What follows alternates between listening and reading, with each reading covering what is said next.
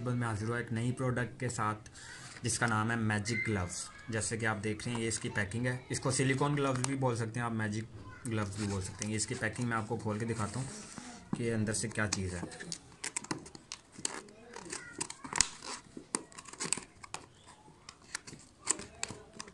इसकी बड़ी ज़बरदस्त सी सिक्योर सी पैकिंग इन्होंने बनाई हुई है। ये हमारी जितनी भी लेडीज़ हैं घर की उनके लिए है कि उनको कोई पोची पूची ना यूज़ करनी पड़े, इसके लिए ग्लव्स यूज़ करें ताकि उनके जो हाथ हैं नाजुक वो भी इससे बचे रहें। सिंपल ये है कि इसको आपने ऐसे हाथ पे पहनना है, ग्लव्स की तरह ही पहनना है एग्जैक्टली।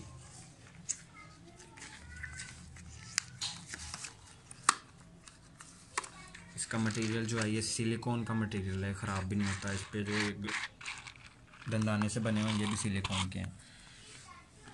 दूसरे ग्लव्स को भी आपने ऐसे ही पहनना है।